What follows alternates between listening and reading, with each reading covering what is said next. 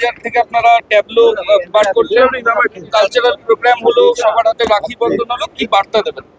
শহরবাসীর জন্য কি থাকবে কলকাতা পুলিশের তরফ থেকে? কলকাতা পুলিশের পক্ষ থেকে এই যে উৎসবের মাধ্যমে আমরা এটাই বলতে চাই কি কলকাতা পুলিশ কলকাতাবাসীর সুরক্ষা এবং সেফটির জন্য বদ্ধপ্রতিজ্ঞ আছে এবং এই মাধ্যমে আমরা আমাদের যে বিভিন্ন কমিউনিটি পুলিশিং প্রজেক্ট আছে ওইখানে বিভিন্ন মেম্বার্স আজকে এখানে এসেছেন, উপস্থিত ছিলেন। তো প্রণাম যেরকম আছে, নবদিশা আছে, গোলস আছে, বিভিন্ন রকম প্রজেক্ট আছে, বাচ্চারা এসছে এখানে। তো এই উৎসব পালন করে আমরা আমাদের যে কমিটমেন্ট আছে to their safety and security, ওটা আমরা করছি।